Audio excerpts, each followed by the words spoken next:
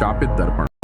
एक प्राचीन दर्पण जिसमें अतीत के डरावने सच कैद हैं और जो उसे देखता है उसका भविष्य बदल जाता है। पुराने जमाने की बात है, एक छोटे से गांव में एक हवेली थी जिसे लोग कालिका हवेली कहते थे। इस हवेली के बारे में कई तरह की कहानियां प्रचलित थीं, लेकिन सबसे रहस्यमयी कहानी वहां रखे एक प्राचीन दर्पण की थी। कहा जाता था कि यह दर्पण शापित है और जो भी इसमें झांकता है उसका भविष्य अंधकारमय हो जाता है। इस दर्पण की कहानी सदियों पुरानी थी। कहा जाता है कि यह दर्पण किसी तांत्रिक ने बनाया था। तांत्रिक ने अपनी आत्मा को अमर बनाने के लिए इस दर्पण को एक माध्यम बनाया। जब भी कोई इसमें देखता, दर्पण उसके अतीत के सबसे डरावने सच को दिखाता और धीरे धीरे उसकी आत्मा को अपनी ओर खींच लेता। इसीलिए गांव के लोग उस हवेली से दूर रहते थे।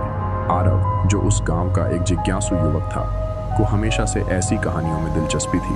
जब उसने कालिका हवेली और शापित दर्पण के बारे में सुना तो उसकी जिज्ञासा बरच गई। गांव वालों ने उसे चेतावनी दी, लेकिन आरव ने ठान लिया कि वह उस दर्पण को देखेगा और सच्चाई का पता लगाएगा। एक रात जब पूरा गांव सो रहा था, आरव चुपके से हवेली में घुस गया। हवेली की हर चीज धूल और जालों से ढकी हुई थी। उसे चलते चलते एक बड़ा कमरा मिला, जहाँ बीचों बीच वह दर्पण रखा था।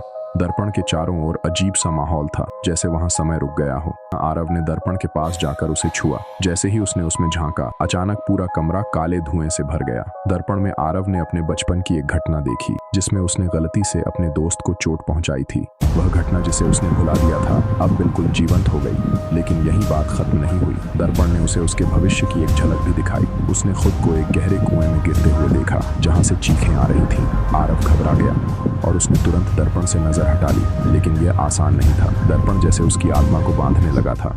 शाप का असर आरव किसी तरह वहां से भाग निकला, लेकिन उस रात के बाद से उसकी जिंदगी बदल गई। उसे हर वक्त अजीब आवाजें सुनाई देती और उसे लगता कि कोई परछाई उसका पीछा कर रही है। उसकी हालत दिन ब दिन बिगड़ने लगी। गांव वालों ने उसे बताया कि जिसने भी उस दर्पण में झांका है, उसकी मौत अजीब हालात में हुई है। आरव ने तय किया कि वह इस शाप को खत्म करेगा।